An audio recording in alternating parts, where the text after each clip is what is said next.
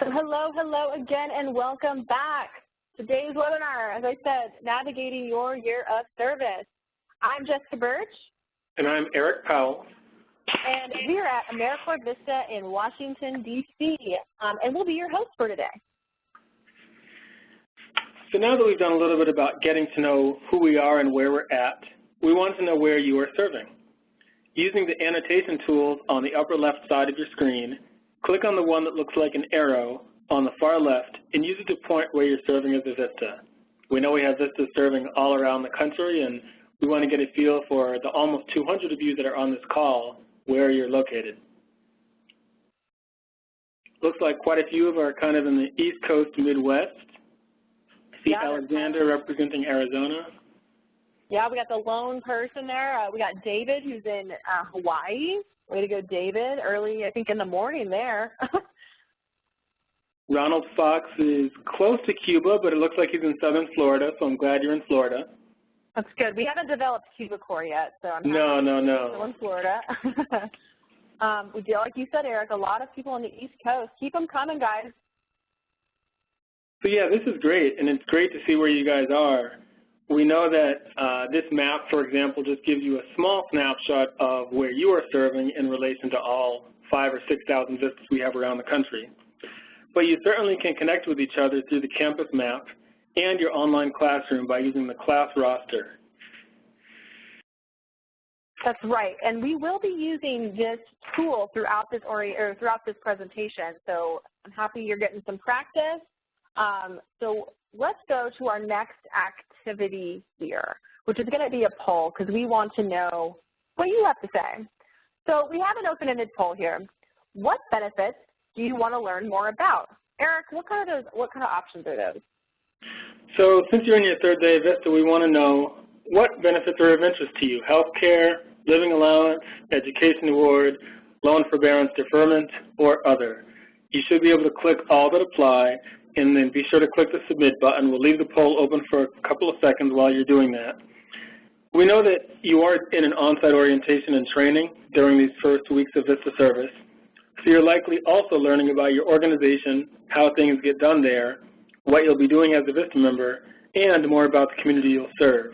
But as we said, we know that there are some benefits that are pressing to you, so go ahead and fill that poll out right now, and we'll take a look at the results. That's right. So choose all that apply. We're not saying like you're only going to get answers to one of these, whichever one is most popular. No, let us know what's on your mind. And we'll take that poll here.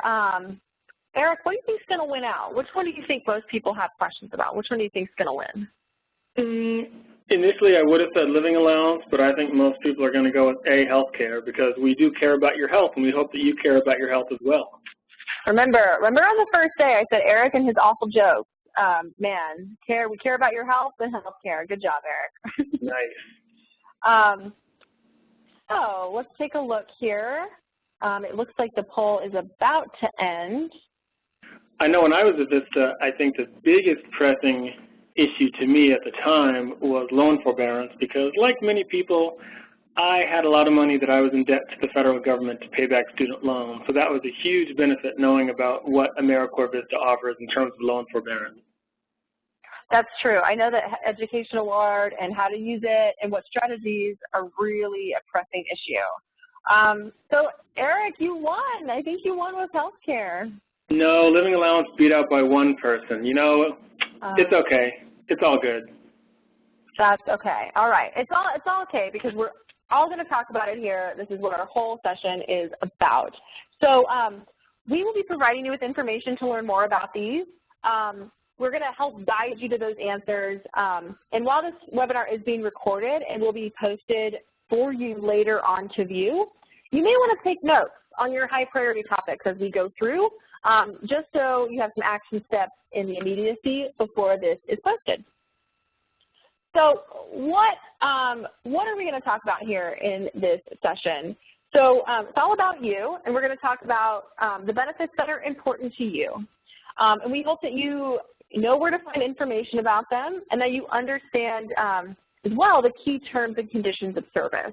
This is really a two-part webinar. We're going to talk a lot about your benefits, and we're also going to talk about the terms and conditions of Vista service. So we also hope at the very end of this that you'll find the information and support for the needs you've identified and prioritized as most essential for you to have a successful year. So we're going to go ahead and jump right in. Eric, lead us off. We, of course, want to support you all throughout your year of service, and so we are going to look at two main websites that will do just that as a Vista member, the Vista Campus and my.AmeriCorps.gov. My.AmeriCorps.gov is where you applied to your Vista position, where you did your direct deposit, and where you can access your Vista assignment description, also known as your VAD. VistaCampus.gov is where you completed your onboarding courses and tutorials, but the Vista Campus has much, much more than the tutorials you completed before coming to PSO. There are many opportunities for ongoing learning, and you can sign up for courses, find other Vista members, and also learn more about all of your benefits. So, speaking of benefits, let's dive into some of the benefits the campus has to offer. So by now, you've already created your account on vistacampus.gov.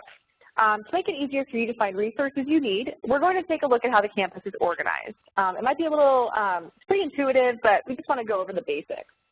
So we're going to start with Life as a Vista. You've already seen some of the resources here, such as the benefits tutorial, and hopefully by now you've taken a look at the member handbook. You've also already completed the pre-service courses before attending PSO and starting service. So the in-service tab is really where it's going to most speak to you. Like I mentioned, there's going to be benefits, the member handbook, managing your year, and the Fun Impact app. You'll probably want to refer back to the benefits of service, especially as you move forward. You'll also want to view the Vista member handbook. It's really your guide to Vista policy and a source to many of the common questions you have, whether it's around travel reimbursement or how many leave days you get. It's really a great resource. The work section provides online tutorials, readings, and self-directed learning on topics such as working with volunteers, which many of you sounds like you are already going to be doing, communication, fundraising, and more.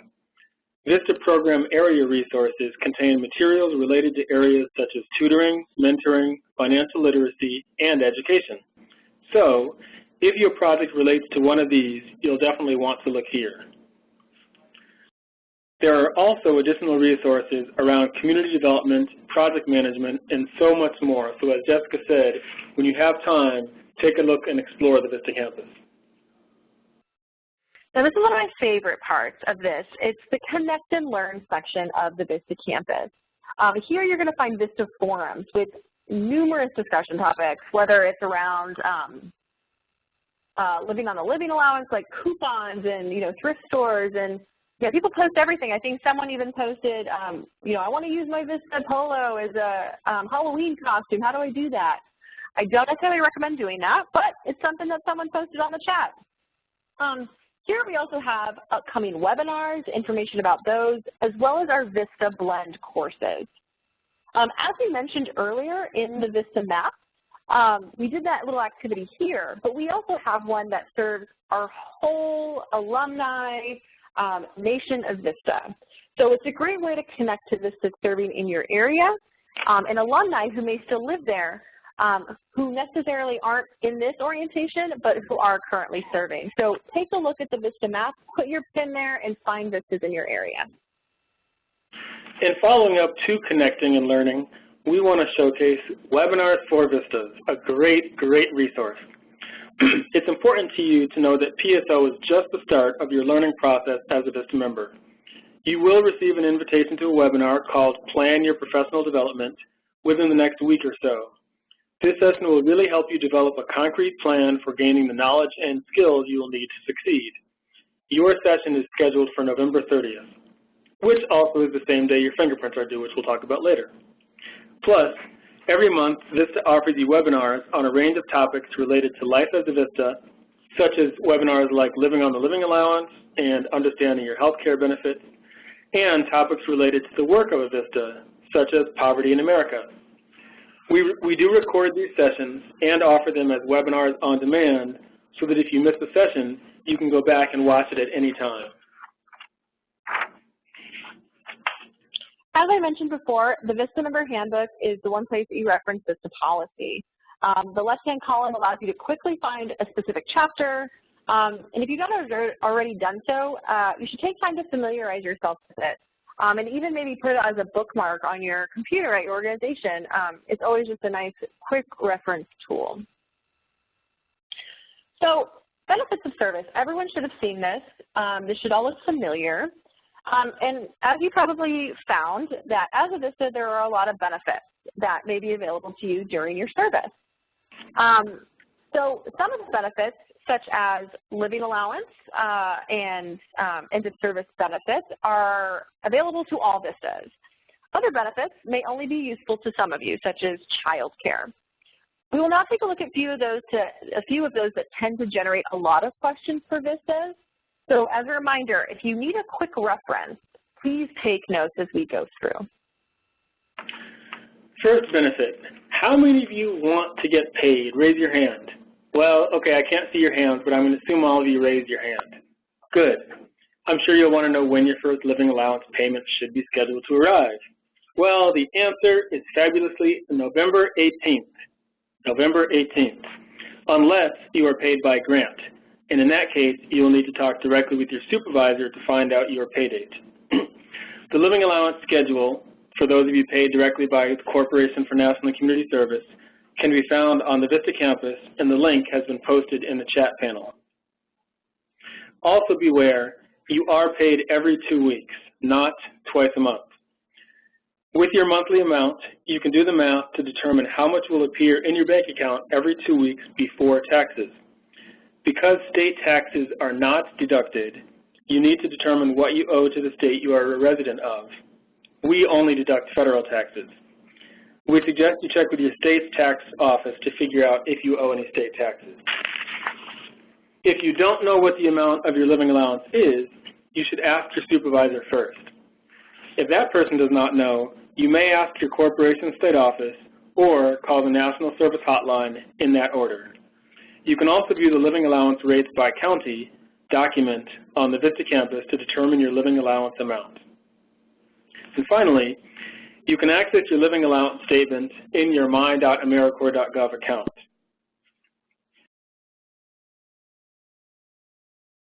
From the benefits page on the Vista campus, you can access the living allowance page, and some of you have probably already visited this. Click on the Resources tab to access resources, find out more information about your living allowance, and learn how to live on the living allowance. Vistas also discuss how to make ends meet on the campus forums, once again highlighting the important support you can provide to each other around living on the living allowance. In terms of getting paid, you are paid through direct deposit, the fastest and most secure way of getting paid. Please make sure that you enter your bank account and routing numbers correctly in your my.americorps.gov account. Otherwise, your living allowance will not arrive and could be delayed by several weeks. The routing number and account number are on your checks, and they may also be found on your bank's website. Be sure to understand that the number on your debit or credit card is not your checking account number or your routing number, so please don't enter that. If you are confused or unsure of these numbers, please contact your bank to make sure they are correct. Also related to living allowance and money, we typically get a lot of questions that are public assistance related, and we want to give you more important information about them. If you are already receiving public assistance, such as TANF or LIHEAP, the Low Income Heating, Energy, and Assistance Program, your Vista Living Allowance or any other payments you receive from the Vista program should not affect the living allowance and the assistance you receive. Likewise, in applying for new public assistance benefits, your living allowance should not be factored in when determining the level of benefits you receive. The sole exception to this provision is SNAP, formerly called food stamps. If you enroll in SNAP now or at any time during your Vista service, your living allowance and other Vista payments will be counted as income in calculating your eligibility and benefit level. If you were already receiving SNAP prior to enrolling in the Vista program, your benefit should remain unchanged. Just a quick reminder, Public benefits are managed by state or local entities, and CNCS, the Corporation for National and Community Service, is not involved in how they are administered, so you will want to speak with a caseworker for advice. In approximately a week, you will be able to print a letter citing the authority for income disregard from your homepage in your my.americorps.gov account. We've just reviewed a lot of information regarding the living allowance, and we want to remember to refer you to the benefits page of the Vista campus for more details about any of your benefits. We've probably generated a few questions about the benefits you have specifically related to living allowance, so we'll pause now and invite our operator, Susan, to give us quick instructions on how to ask a question by phone. Susan? Thank you very much. We'll now begin a question and answer session. To ask a question, please press *1 on your touch-tone phone, unmute your phone, and record your name clearly when prompted, as your name will be required to introduce your question. To withdraw your question, please press *2. One moment, please, for any incoming questions. And while we wait for a couple of questions on the phone, we are still taking questions via the Q&A panel, so please continue to post them there. And I do see one that we can very easily answer. The question comes from Meredith. Can you help us understand why the Vista Living Allowance does factor in SNAP or food stamps when AmeriCorps State and National Allowance does not? What is the reasoning for that? Just curious. Well, the short answer of a long situation is that the Vista program has very different legislation and guidelines than the AmeriCorps State and National program that are way above our pay grade. So that's one instance, is just that they're very different programs. The other answer is that when it comes to SNAP specifically, because it's such a fluctuating program in terms of how they administer the benefits, many of the regulations behind that are within the control of each SNAP office that the AmeriCorps Vista program does not have control over handling. So I understand the question and I appreciate the question.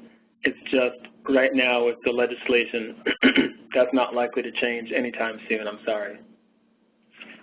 Jessica, do you see any questions before we go back to Susan?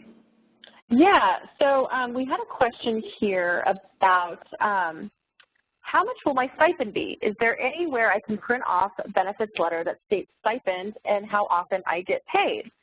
So there's kind of two questions there, and that's from Brandy. So Brandy, what you can do is if you're not sure how much your living allowance will be, you should first talk to your supervisor because they should be able to tell you how much your living allowance will be. If they are not able to tell you, you should talk to your state office. Or you can check the living allowance rates by county document that we have the link posted in the chat. Check that out because that'll tell you how much you should expect to receive every 2 weeks before taxes based on the county that your organization is located in.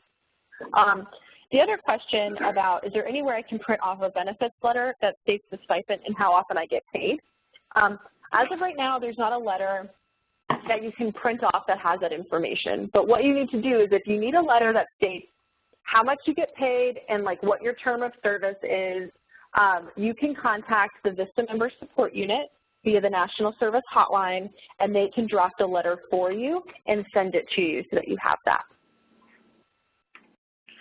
Susan, do you have any questions queued up on the phone? We have time for just a couple. Yes, thank you. Our first question is from Steve Tillman. So your line is open. Hello, everyone. Hello. Hi there. My question is regarding the benefit that comes with relocating. I've traveled a significant distance to serve, and I would like to know exactly how should I proceed with being able to receive the benefit from relocation, which I was approved for, and the settling in allowance. So great question, Stephen. First, I'll answer part of that, and Jessica might follow up with the second piece. Is in terms of anyone who is approved for relocation, the settling in piece that you mentioned, that will come connected to and part of your first living allowance payment. So we mentioned that your first living allowance should arrive on November 18th. So in addition to your living allowance payment, that settling and allowance will be included on that day of November 18th. And I'll let Jessica speak to the part about the relocation travel allowance.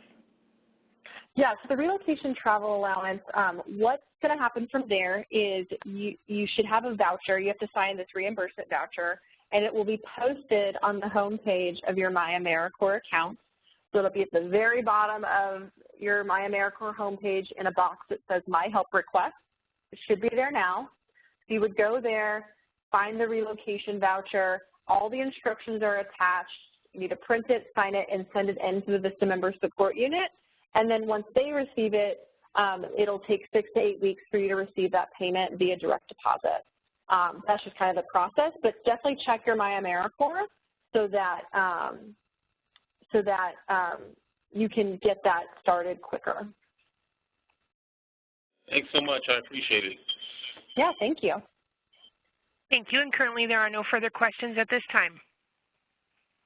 Great. I do see one question which I will answer because it sort of does relate to living allowance and the payment on November 18th. And the question was, we will talk a little bit later briefly about fingerprinting, but we do provide a $25 subsidy along with your first living allowance payment to offset fingerprints.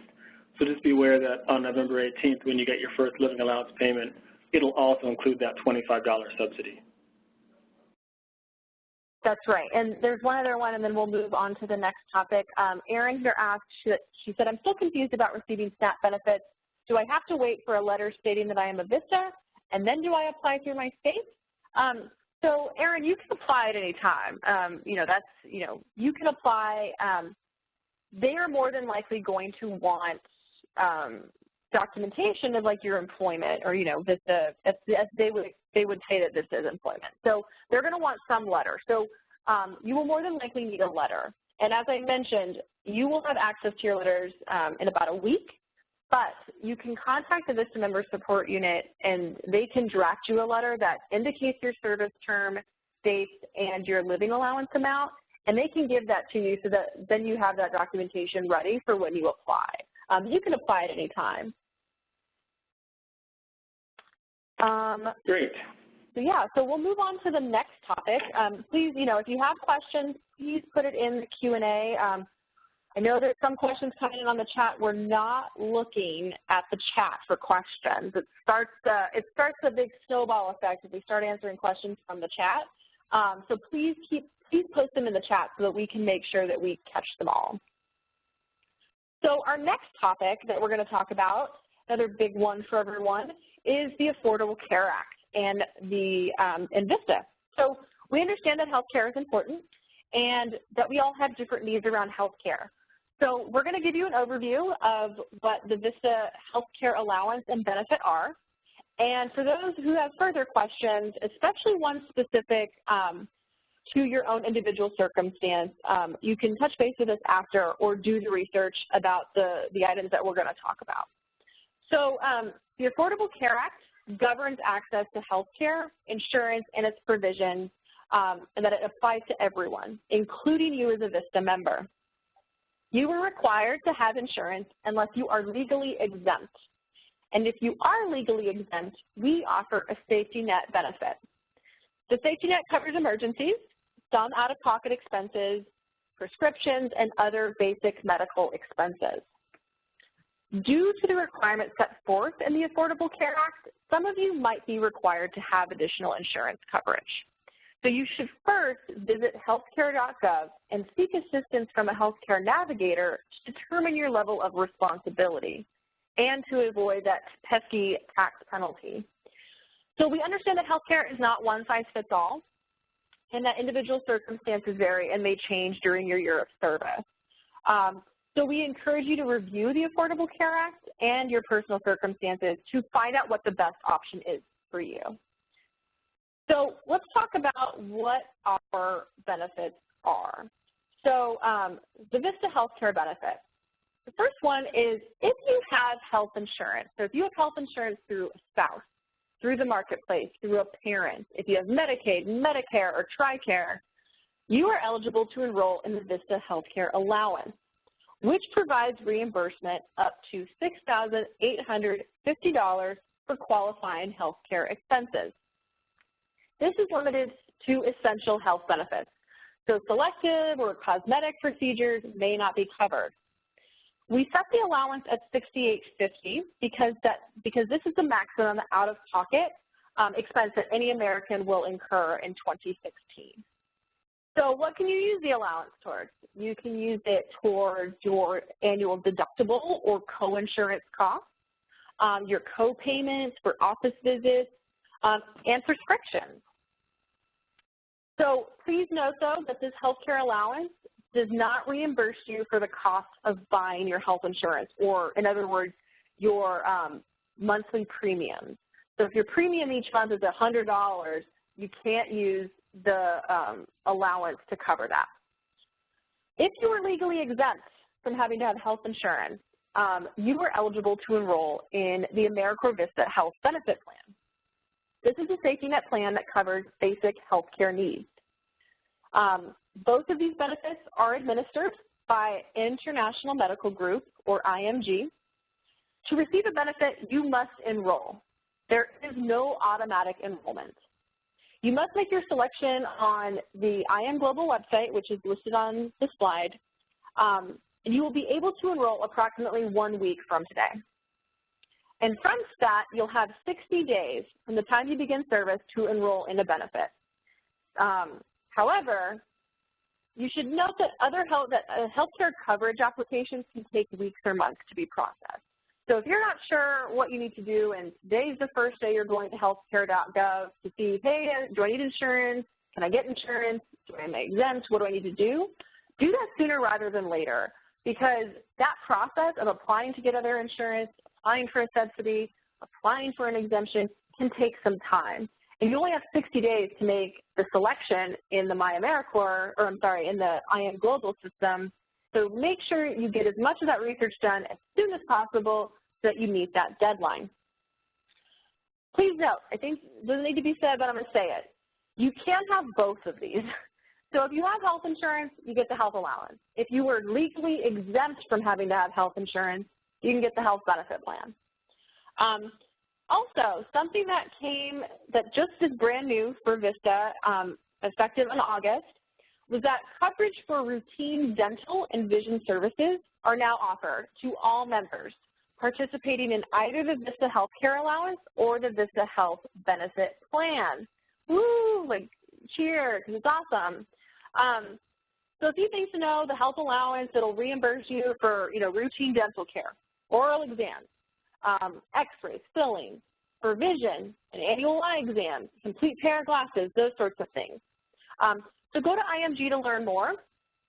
One question that I know that comes up is, so if I don't have insurance specific for dental or vision, so I don't have vision coverage as an insurance, does that preclude me from using the Vista Health Allowance to get benefits? Can I still use it? The answer to that question is yes. So you have to have other health insurance, but you don't have to have specific vision or dental coverage to be able to take advantage of the routine dental and vision benefits that we're offering. So that's an exciting thing. Yes, that's exciting. So once again, we reviewed a lot of information regarding healthcare. So we probably have generated a few questions, and I'm sure Eric is looking in the Q&A and he's bombarded with questions. So remember, put your questions in the Q&A, and if you want to ask a question verbally, just press *1 and state your name clearly so that the operator can get your question in queue. So Eric, I'm going to see, do you have any questions that have come up while I was chatting here? I do, and I believe you answered this well, but just in case, Maggie asked a few minutes ago, is there any documentation you need regarding health care if I am already covered under a policy? Wait, can you repeat that one more time? Is there any documentation you need regarding health care if I am already covered under a policy? Yes, so that's a great question. So you will need to contact IMG. So when you go to set up your account in IMG and you make your selection, they will more than likely need documentation to prove that you have health insurance. That may be a copy of your insurance card or something. So talk to IMG, and they'll be able to let you know what exactly you need to give them to prove you have health insurance. I did see a question here from Mackenzie. I'm just seeing hers right here. She said, does the Vista Healthcare benefit allow us to cover our domestic partners as well as ourselves? That's a great question. The Vista Health Allowance, whether you choose the healthcare allowance or the health benefit, only applies to you. So you can only get reimbursed for costs related to you. If you are legally exempt and have the safety net benefit, that benefit only covers you. So yeah, it's an individual. Susan, do we have any questions over the phone? Yes, ma'am. Our first question is from Ms. Neptiti Morse. Your line is open. Yes. I wanted to ask the question, do we get health cards or health insurance? I'm not really for sure. Are you guys going to send out email or some type of documentation on the health care insurance outside of this call? That's actually a great question, sort of a 2- or 3-part question. So yes, based on what Jessica said, once you go to that AmeriCorps.imglobal website and select which choice you're under, it kind of registers in our account, and there will be a health.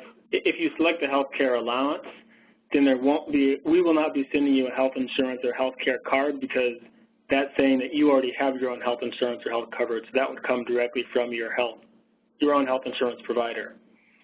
If you're one of the few people that Jessica mentioned is exempt from having to have insurance, then we would send you a health care card through the International Medical Group. But most people will not get one because they already have their own insurance. When would it be activated? It's after you fill out the proper work, and then they send all the information off, correct? So yes, if you select the health care allowance, the $6,850, I mean, it doesn't take very long for our health care provider to activate that. So that allowance is effective for your full year of service. It doesn't count for anything that happened before you started service. So since you started service on Monday, if you needed to go to the doctor anytime now, you'd be able to submit those receipts through the health care allowance and consider getting covered for that. Okay, so I'm not going on my portal. I'm not going on MyAmeriCorpscom. I'm going to the email that she stated. To the website she stated. Correct. Okay. Well, so she's not going to send a formal. I'm driving right now, so I'm trying to get all the information that I can, and then that way be able to send it back in time. I heard her say the next you have to do it within 60 days. And that's correct. Right.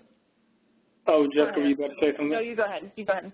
I was going to say, yes, so what she was saying about the 60 days is you do technically have 60 days from October 31st to enroll in health insurance if you don't already have your own health insurance, but you should really submit that application through the healthcare.gov website within 30 days, because sometimes it takes several weeks after you submit the application for it to be processed.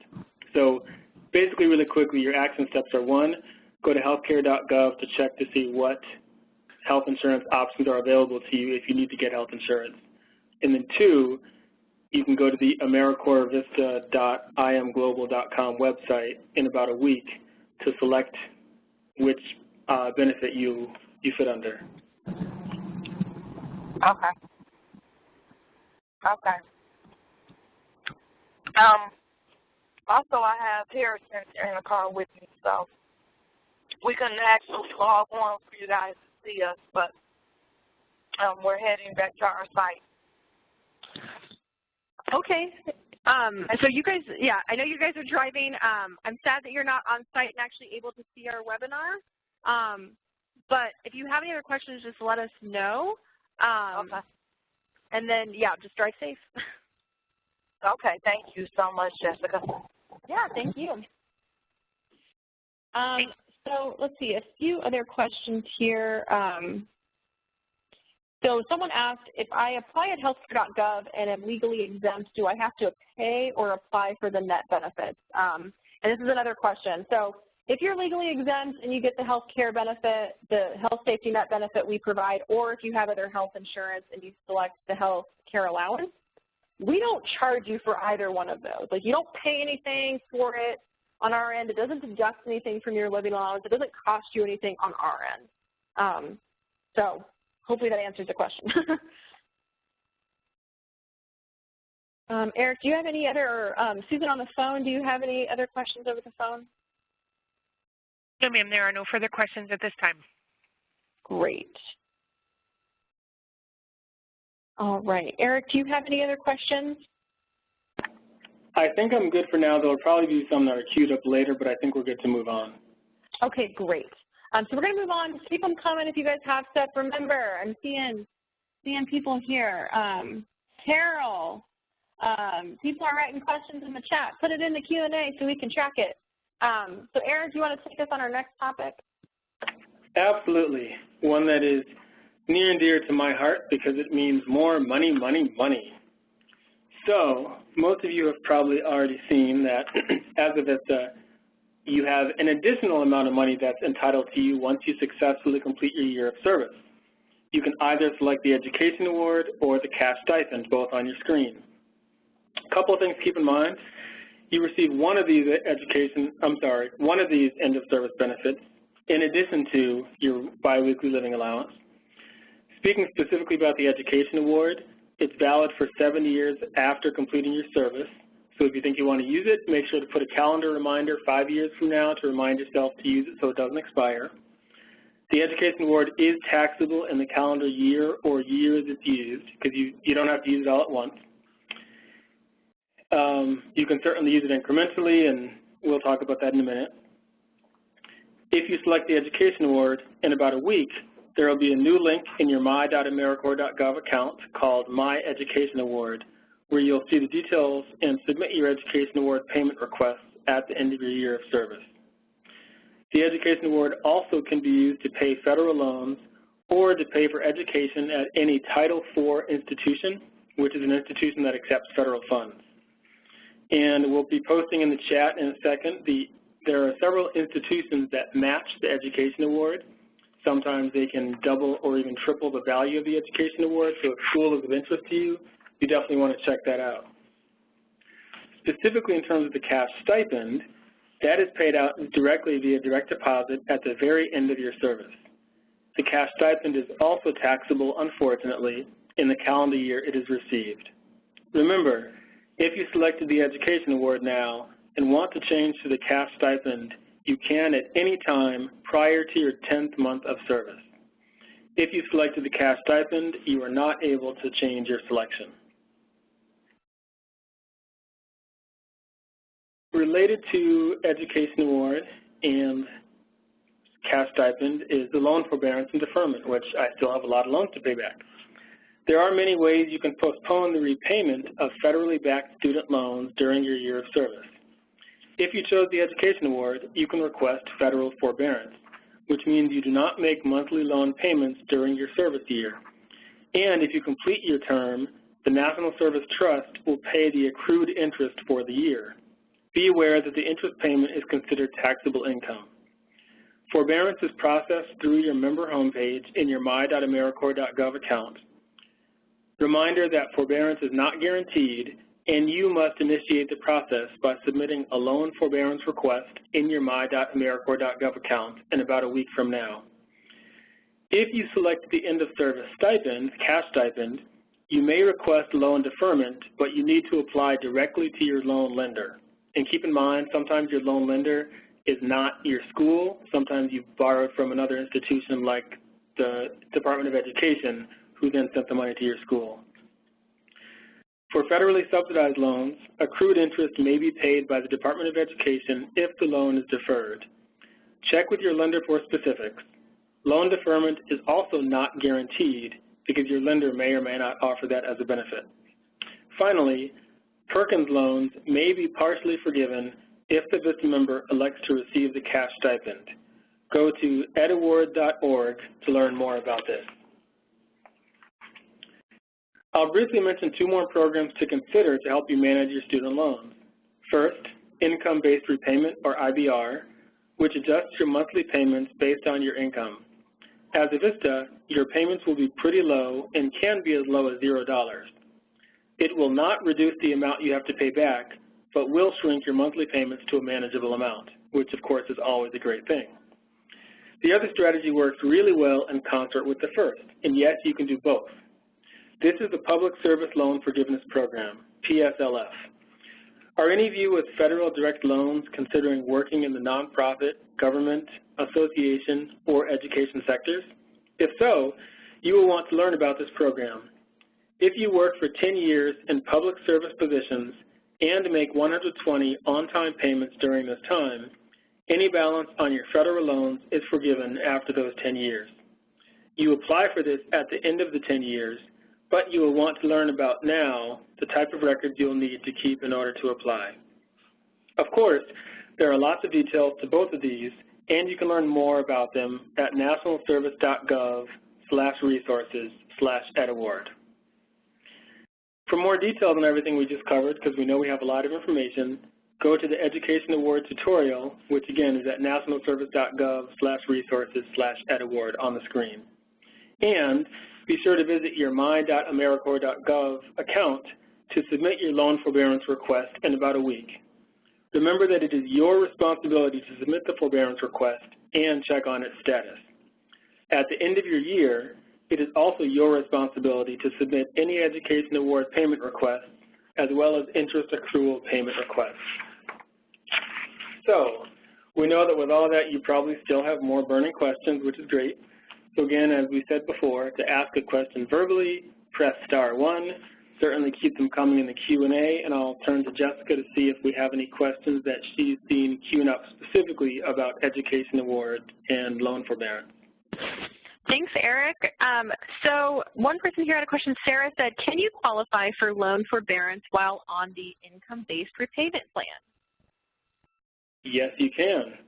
The good thing about the repayment plans is any repayment plan means you have to pay back your student loans, but as long as you are still making those 120 qualified on-time payments, and only your loan lender can determine what a qualified on-time payment is based on the repayment plan, but yes, you can still qualify while on the income-based repayment plan. Great. Thank you. And remember, everyone, if you wanted to ask a question verbally, you can always press *1. We had a question here about, Stephanie said, where can I find out how to defer my loans on my MyAmeriCorps profile? So there's I think that's like 2 parts in that one. So if you choose the Education Award, you get the education, you can put your loan in forbearance through the MyAmeriCorps system. You'll have access to do that in about a week once you're activated in our system, so you'll be able to do that then. If you have chosen the stipend or you don't have federal direct loans and you want to put a loan in deferment, that is something that you would do directly with your lender. It's not something that the like AmeriCorps system does. If you want to put it in deferment, you would need to go directly to your lender.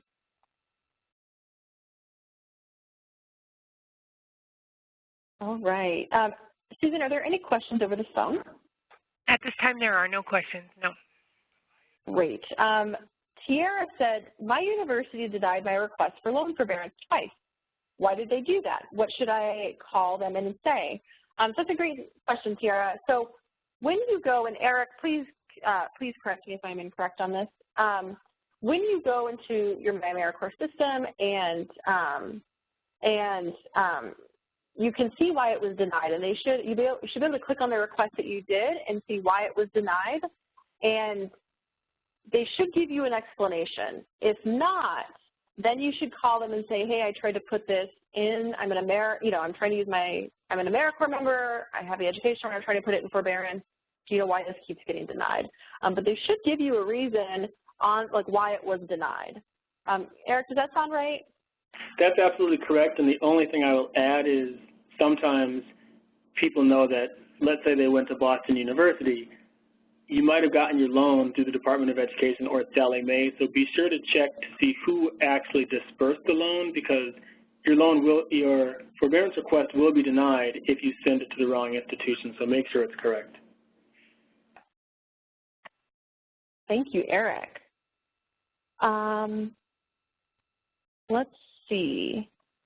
Can you still make payments towards your student loans while they are earned forbearance? Yes, you can. You can still make payments while your loans are in forbearance. Susan, any questions over the phone? No, ma'am, there are no questions at this time. I see one other quick question, which is, if you consolidate your student loans, can you still use the education award? Complicated question, easy answer. If you have federal student loans and you consolidate them using a federal loan consolidation program, then yes, you can still use the education award because it's federal funds going to another agency that accepts federal funds. And we'll end here with this one. Keep them coming, guys. We'll still have time for Q&A at the end. Sarah asked, is it true that the education award can count towards a full year or 12 payments towards the forgiveness of loans? And yes, it can. So yeah, your education award, when you make those payments, you can definitely use that to count towards the 12 on-time payments. You also, if you do IBR, for example, if you do income-based repayment and your payment can be as low as $0, you can get credit for that year, like the year that you're in Vista, because like you're paying on time, it's just your payment happens to be $0. So definitely explore all the different ways that you can do this, because we really want to make it, make it the most, find the best thing for you. And I really want to stress a webinar that that one of our colleagues did. His name is Calvin. He did a webinar about managing your student loans. And Calvin really goes in depth about like what he did when he served as an NCCC member, what he wishes he had done, what really worked out well for him. It's a great webinar and it's recorded. So I would definitely check out the Vista Campus Vista webinars page and check it out, because he offers a lot of great insight to what his experience was and how you can, maybe try to avoid some of the pitfalls that he ran into. All right. So, Eric, are you ready to move on to our next section here? Let's go. Let's go. All right. It's up to you, my friend. So we spoke a little bit about the my.americorps.gov website, and we're just going to briefly show a few things to you here now. First, once you're activated in the my.americorps.gov portal, which essentially means we start paying you, and it takes about a week, you will see some new options on the left side of your screen. First, as we got a question earlier, if you relocated to serve, or if you think your information might change, please make sure to update your mailing address and your contact information using the Edit My Contact Information link. This also includes your email address. Some people have a .edu school email address that might expire. We don't send you a lot of emails, but we need to make sure this information is correct, not just for our records, but also for student loan forbearance and things like that. Secondly, there's a My Living Allowance link. Your monthly living allowance statements will not be mailed to you. Instead, you can view and print them through your MyAmeriCorps member homepage. Also, beneath that, you'll see a link that says My Tax Statements, but don't be confused. This link is for when you have to file your federal taxes. You can access your W-2 year wage statement and your 1099 miscellaneous form, if you receive one, for filing taxes next January. And keep in mind, even though you're starting at the very tail end of 2016, you will owe federal taxes from October 31st to December 31st of 2016. Finally, on this left side, there's two more links. One is called My Service Letter, which a lot of you have asked questions about before. This is where you can access service letters in about a week to certify that you are currently serving Vista and defining income disregard to use when applying for public assistance. And if you selected the Education Award, you will also soon have a My Education Award link. This is where you will submit loan forbearance requests, later submit Education Award and interest accrual payment requests, and keep track of the status of those requests. If you do have additional questions about your benefits anytime during your service, we have an amazing, and I mean seriously amazing office called the Vista Member Support Unit, also known as the VMSU. To reach them, you have to call the National Service Hotline first. They'll help you with benefits, questions, all sorts of things. The information is on the screen to contact them. And we also know that with this information, we've covered a lot. And it is likely that you will have questions in the coming weeks. So be sure to keep this contact information where you can find it. It's also located all throughout the Vista campus.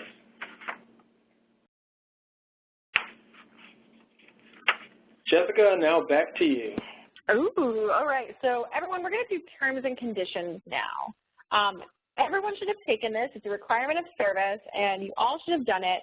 And we want to review a few things just to make sure that everyone is clear on some of our really high point terms and conditions of service. So we're going to do a quick interactive activity to review the main conditions of service.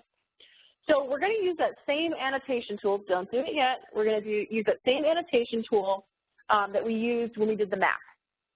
So what's going to happen is I'm going to read off a series of statements. Eric and I are going to read off a series of statements and scenarios. Please use those tools to place your arrow either in the yes or no section of the screen after we read the statement. So you're going to say yes if I think, if you think the answer is yes, put your arrow there. If you think it's no, put it there. Okay, so we're going to start this off. So put your arrow where you think the answer is.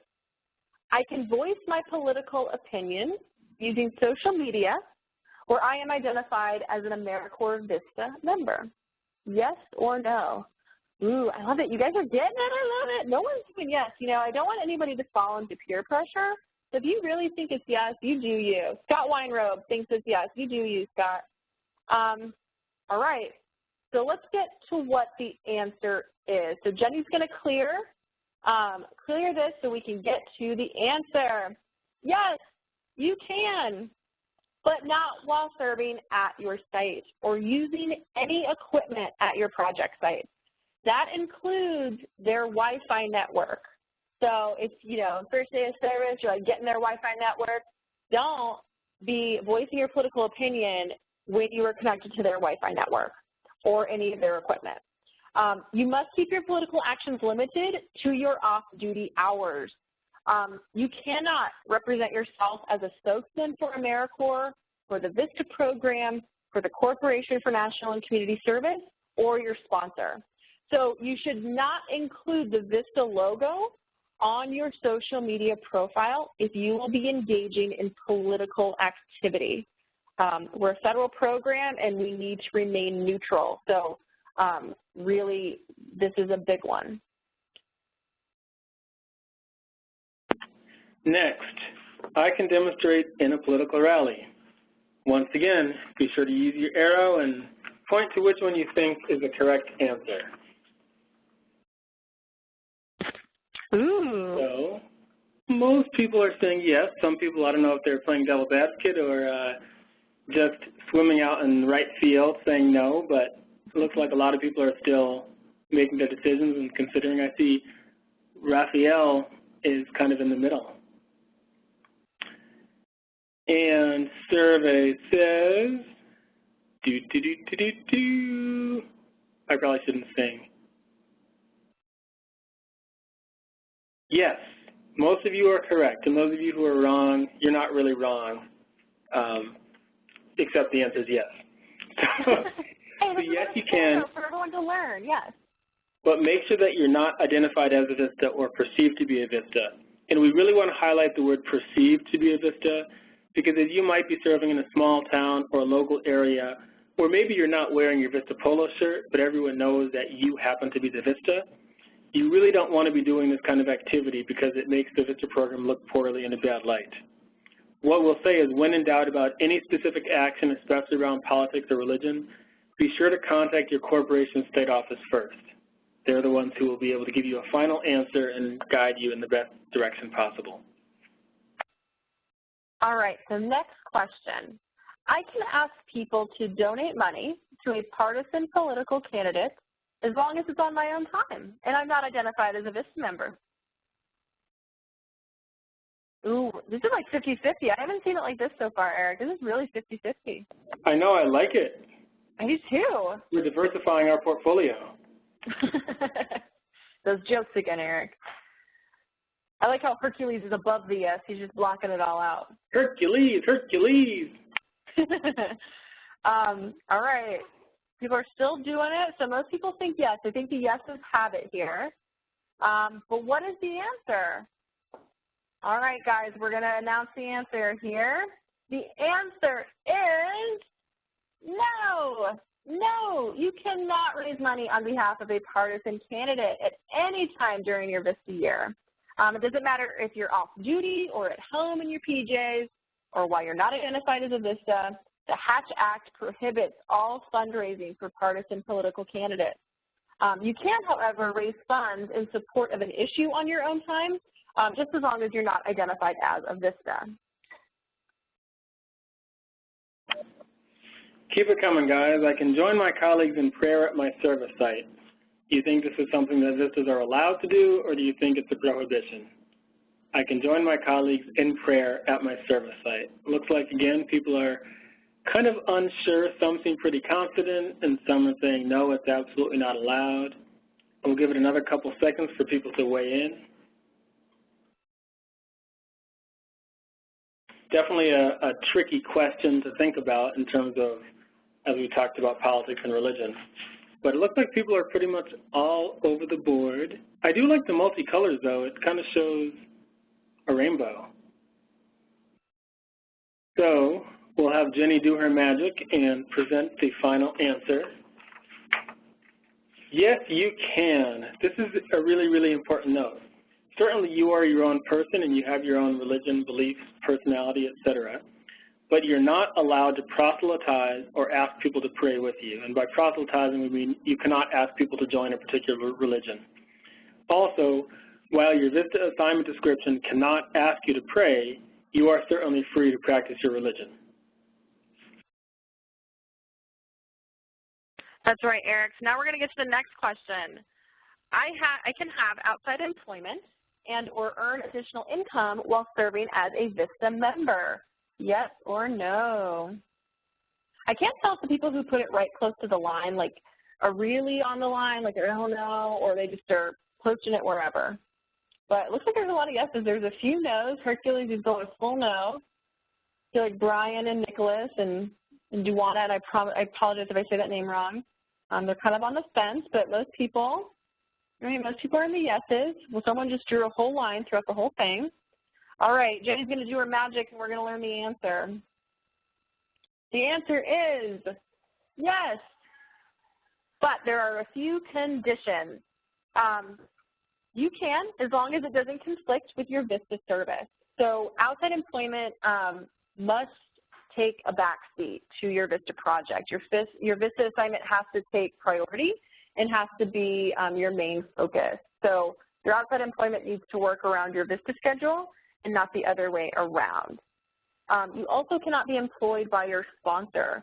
So if you work, for example, at a United Way affiliate, you can't work at United Way as like a receptionist part-time. It's a conflict of interest, and you cannot do that. And last, your supervisor has to approve it. So they have to agree that the outside work will not interfere with the Vista project. If it does interfere, you may be asked to either end that outside employment or end your Vista service, which we really don't want to see. So more information about the outside employment policy can be found on the Vista campus at the URL that's listed on the slide. You should write down the link, but you can always just type in outside employment policy, and of course, Jenny has already posted it in the chat because she's a rock star. So good job, everyone. So, great job with the quiz.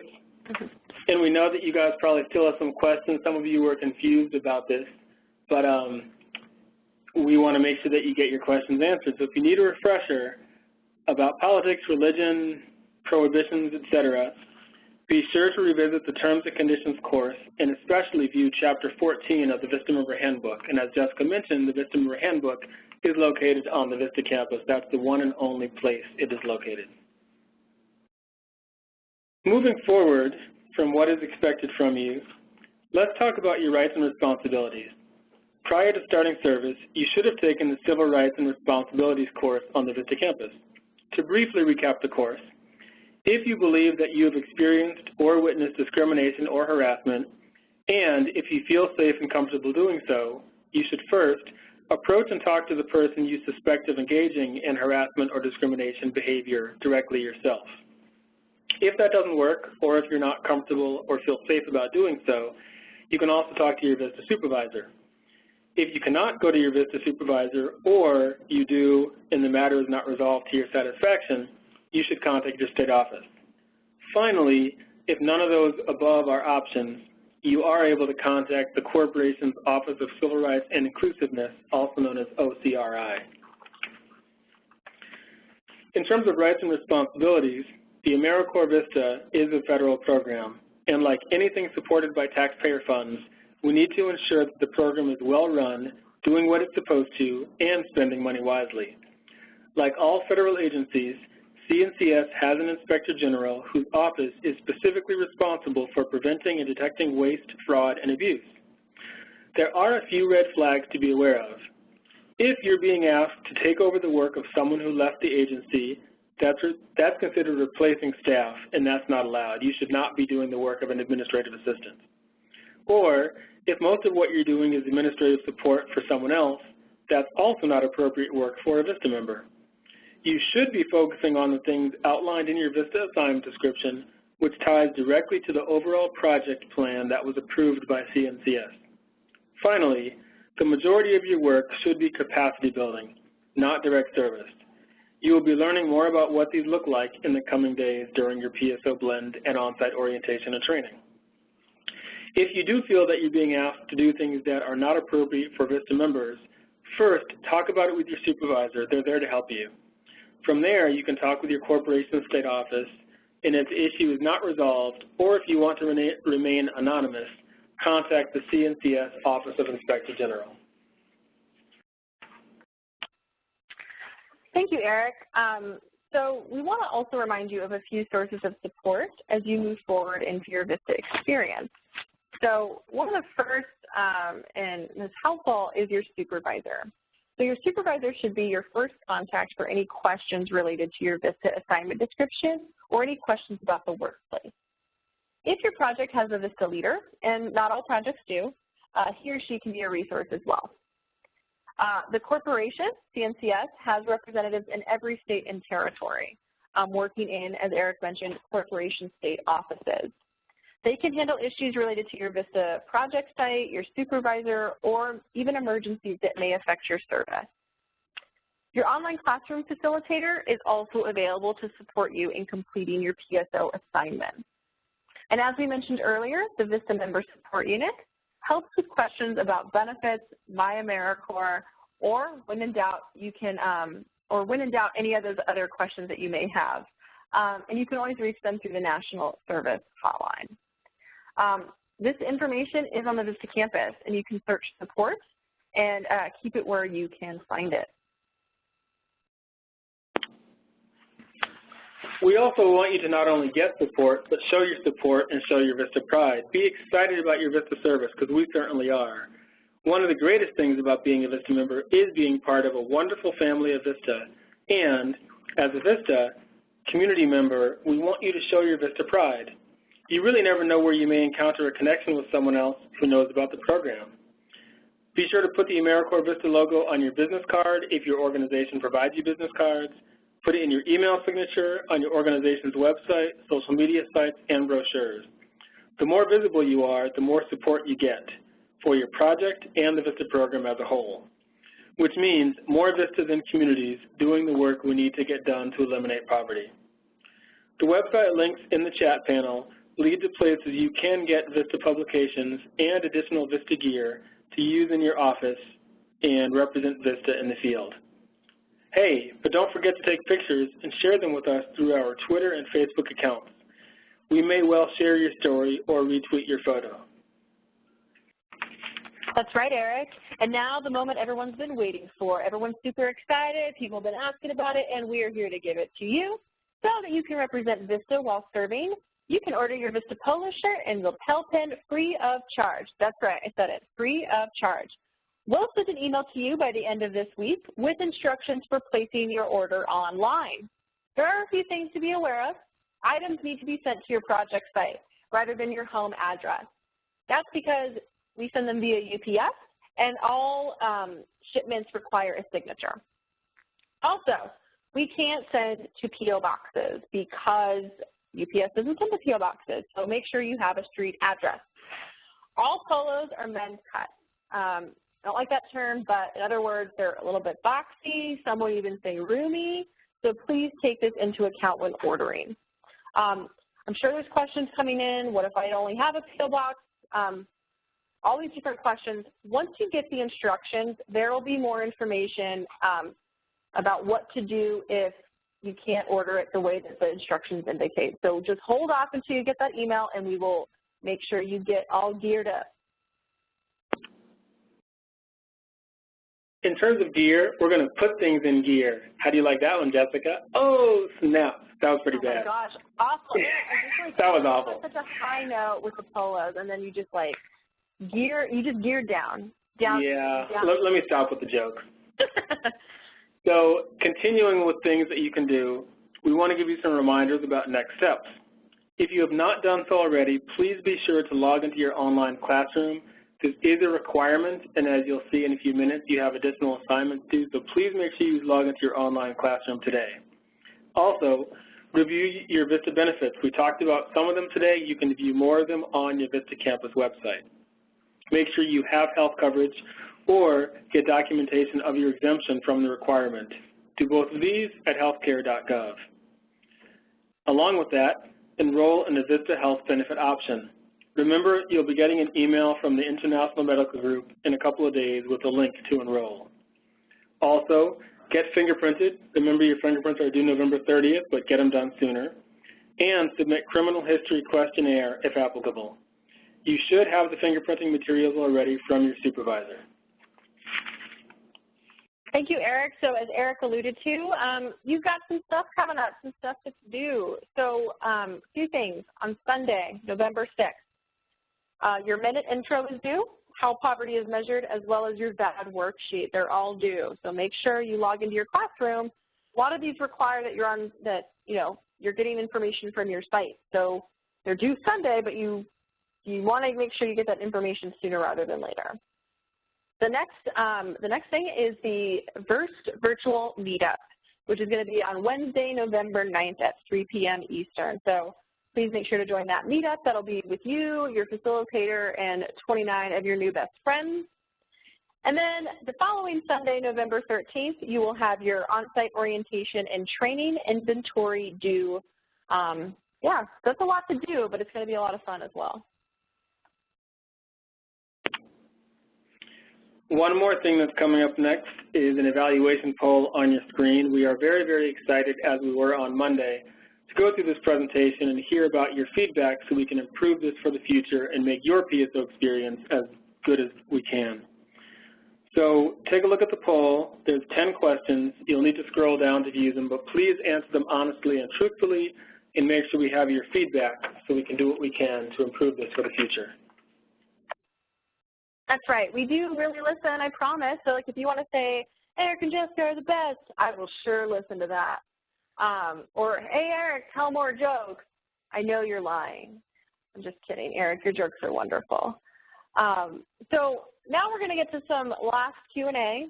We know there's questions still in the chat, and there may be things that have just come up. So you can ask a question once again in the Q&A panel. And you can also ask a question by dialing *1 and saying your name clearly so that the operator can put you in the queue. So, Eric, do you see any questions in the Q&A that maybe we haven't gotten to yet?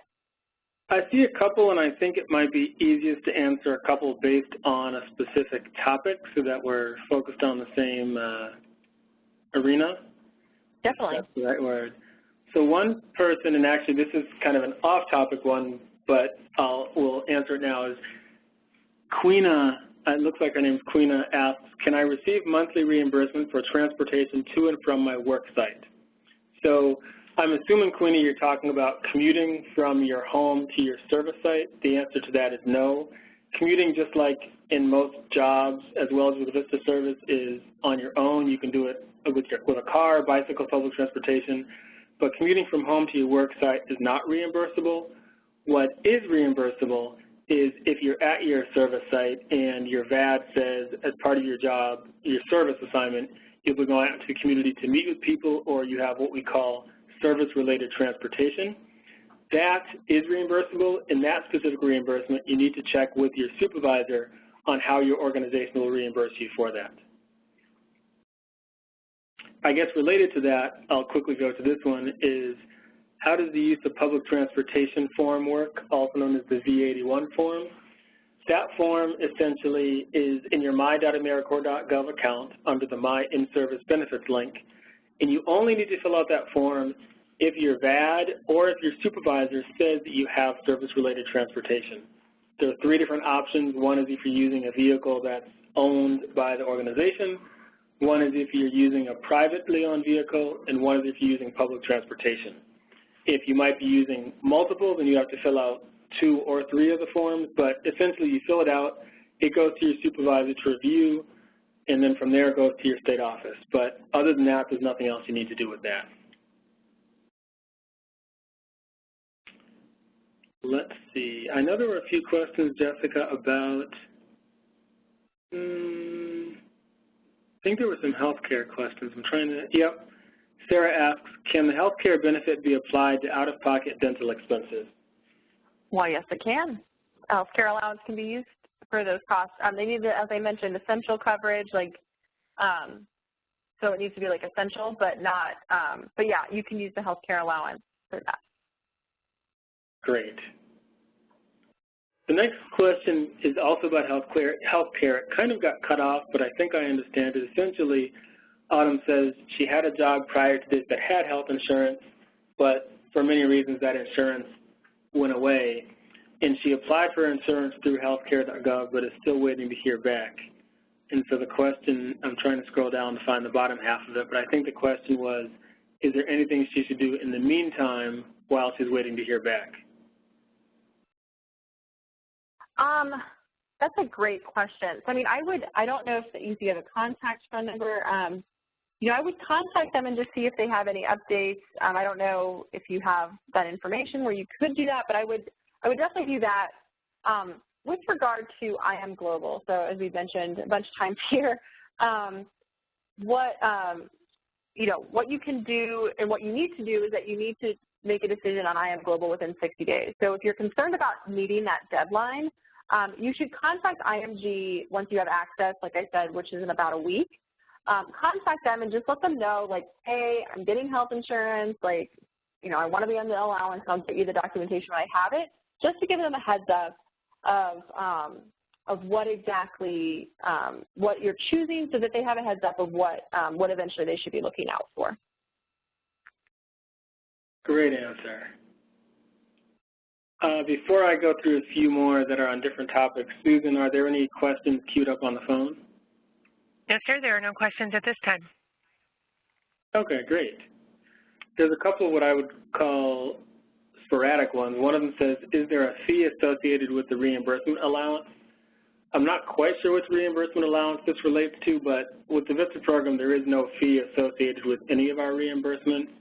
And because our reimbursements, specifically our reimbursements, those are not taxed because it's reimbursing you for exactly what you paid. But no, there's no fee associated with reimbursements. And regarding that, someone did ask as well, they asked, wait, is the settling and allowance different from the relocation reimbursement? And yes, it is different. Your relocation reimbursement, if you relocated, is to reimburse you for mileage between your home and your project site. That's something that, as I mentioned before, is a voucher you'll need to sign on your MyAmeriCorps account, and that's on that side. There also is a settling in allowance that if you relocated to serve, you're eligible for, which is a one-time payment of up to $550 that you get in your first living allowance payment. So we said that your first living allowance payment is going to be the 18th. You will get that settling in allowance on the 18th. You don't have to do anything for it. You don't sign anything. You don't send us any receipts. You just get it in your first living allowance payment. Wonderful. All right, I'm just trying to scroll through to see what other questions are here. There is a question about, Eric, I'm going to shoot this one to you. How does working overtime work while serving as a Vista? Working overtime, I can't sing.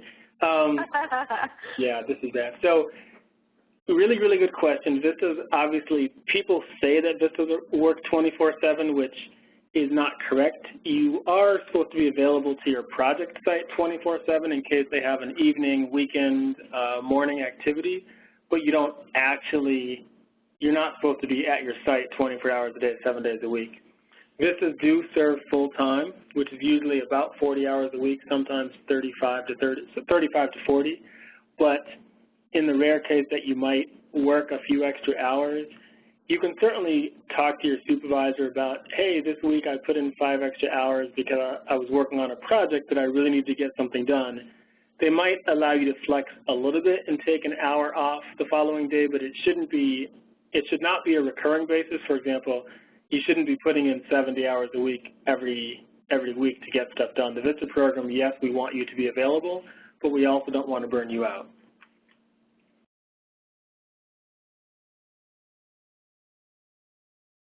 All right, Susan, are there any questions over the phone?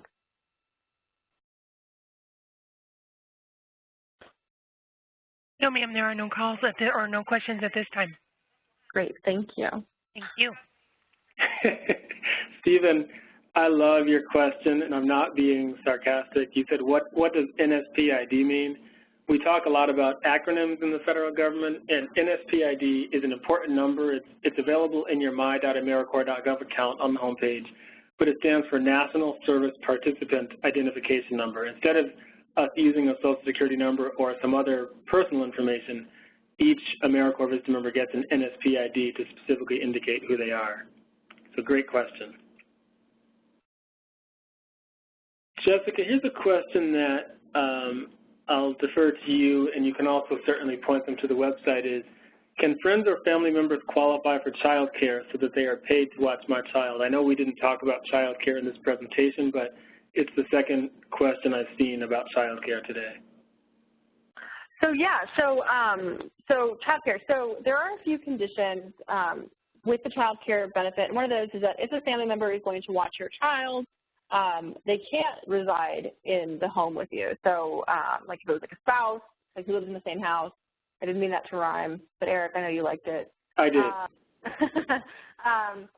That wouldn't qualify for the child care benefit. There are a bunch of other different conditions of the child care program, and it also depends on your state regulations and those sorts of things. So I would call Gap Solutions Incorporated. They're the ones who administer our child care provider, or our child care benefit, I should say. Contact them and look at their FAQs and see if it sounds like your family member would qualify, and make sure that they don't live in the house with you, and they aren't disqualified because of something else. But yeah, childcare.gov, of course, or AmeriCorpsChildcare.com, and Eric just posted the link in the chat. Great answer, great answer. Do we have to fill out timesheets? If so, I did not receive any yet. The answer to that is, well, it depends. So, and actually I'm glad this question came up. So as of Vista, again, you serve full time. You are entitled to 10 personal days, 10 sick days, specifically if you're sick, and then 5 emergency days only if someone in your immediate family is seriously ill or has recently passed away. All of that needs to be communicated directly with your supervisor. Some organizations and some supervisors will require you to fill out a timesheet, so you'd have to check with them. Some of them will just keep track of your hours on their end, and they'll take care of that. But when you're meeting with your supervisor this week during your on-site orientation and training, write down a lot of these questions, such as, do I have to fill out a timesheet? How do I get reimbursed for service-related transportation, et cetera? That's great, Eric. There's a few questions here about loans and education. So the first one is, if I were to choose the cash stipend instead of the education award for my end of service benefit, when would I receive it? It's a great question, Shelby. You would receive that in your last 2 living allowance payments. So it would be broken out into like $400 in the first one and then $1,000 in the second, like in the very last living allowance payment. Remember that it's taxed in the year you receive it. So unless you're exempt from federal taxes, you will not get like a lump sum payment of $1,500. But that's how it would work. Also, another question came in. Since some of my loans' grace period ends in 10 days, should I contact my loan provider to let them know that I've applied for forbearance? Yeah, that's exactly what you should do. Let them know that you had a grace period and now you're going to be in forbearance. You definitely want to make sure you put that loan in forbearance through our system, like through our MyAmeriCorps system, just to make sure that that's, all that's documented and all of those sorts of things. But it's a good idea to give your loan provider a heads up. I'm going to check with Susan again. Susan, are there any calls over the phone? No, ma'am, there are no questions at this time. All right, thank you. Jessica, I have one question that's related to that about student loans that we'll quickly answer, and it's a really good question about, I noticed that there are 2 options for my loan institution, because sometimes when you type in Sallie Mae or Department of Education, whatever it is, multiple options appear. How would I go about finding out which one is the correct one? So the easy answer is to say you should contact your loan lender because they'll be able to tell you. You certainly can do that, and that's probably the best alternative. What you can also do is, if you have access to your loan lender's website, if there's a website you would go to normally make the payments, usually there's a mailing address in there that shows if you're making a payment, here's where it would go. And then when you go to the my.americorps.gov account, you can make sure that you're clicking on the one that pertains to that specific mailing address, because you do want to make sure it's correct. All right, I'm breaking my rule, Eric. Will you forgive me if I break my rule? I will absolutely forgive you. All right. Carol, I know you said that you put this question in here a bunch in the chat, so I'm going to answer it. This is the one question I'm going to answer from the chat. Carol asked, can she pass her education award to her grandson? Unfortunately, Carol, you cannot. The Vista program does not allow you to transfer the education award to anyone. So unfortunately, if you choose the education award, it's only valid for your education expenses. You could not pass that on to your grandson. So hopefully that's all you need to know about that. And I'm sorry that unfortunately that you can't. And some people might ask why. I've asked that same question, and unfortunately, it would take an act of Congress for Vistas to transfer their ed award. So that's going to take some time if we want to explore that. I do see a question which I will try to answer very briefly, although I was trying to figure out how to answer it. I have the answer. Is the housing allowance different from our payment? And I think it was just confusing me how it was written, but the Vista program specifically does not offer a quote-unquote housing allowance. If you're referring to relocating and the settling in allowance, that is different from your biweekly living allowance. But if there is a quote-unquote housing allowance you're talking about, you would need to check with your supervisor, because it is possible that your service organization may offer some type of additional benefit paid directly to a landlord, not to you, to offset the cost of your housing. And excuse me, Jessica, we do have a question on the call. Ooh, I love it. Thanks, Susan. Yep, our next question is from Jennifer. Your line is open. And Jennifer, are you there? Gone. Okay, she's not there anymore. So we have a question here from Irma. Irma asks, my institution was not found when I was filling out my forbearance request. Will this affect my forbearance? So first off, I don't want to say yes because it's not going to. We're going to figure out how to work this out. So if you don't see your institution on the drop-down, my first recommendation is for you to contact your lender and say, hey, I'm an AmeriCorps member. I'm trying to put my loan in forbearance through the system, but I don't see you guys. Is there a different name I should be putting this under? I would like to think that they would have heard of AmeriCorps and they would have had people who've done this before, so hopefully that can help you out. If not, if they're like, no, I don't know what you're talking about, to say, okay, well then you can enter the information in manually. You can enter that information in. So I would be on the phone with your lender and say, okay, I'm going to submit this request to you. Can you give me the information on who I need to send this to and what I need to include so that it goes through? That's what I would recommend to you, Irma. And then go from there. I did see, I know we're coming up very, very closely on the end of the presentation, so we may have time to answer one or two more questions, but I will say there was a question that was asked about, after this webinar is over, if I have additional questions, where do I go for help? And I started to post the answer in the chat, but clearly half the answer came out and half of it didn't. So I'll just quickly say, if you have questions specifically about benefits or living allowance related benefits, you should call the Vista Member Support Unit. If you have questions about how the Vista program works, about your overall program, you should either contact your supervisor or your corporation state office staff person. If you have questions specifically about this PSO blend, the first point of contact, depending on what your question is, will be your specific classroom facilitator. And again, make sure you log into your online classroom so you can access that and you'll be able to talk to your facilitator.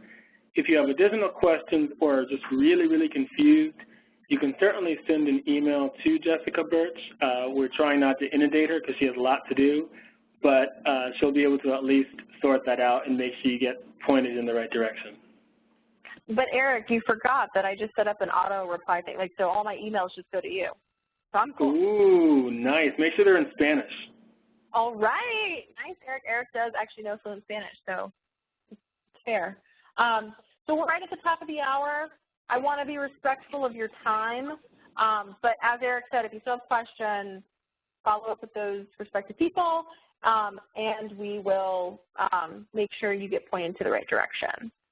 So we do just want to say thank you for joining us. And Eric, I'm going to leave you to quote our good friend LBJ. He is our very, very good friend. And one thing he said, which relates to the benefits we talked about, is your pay will be low, the conditions of your labor will often be difficult, but you will have the satisfaction of leading a great national effort, and you will have the ultimate reward, which comes to those who serve their nation and who serve their fellow man.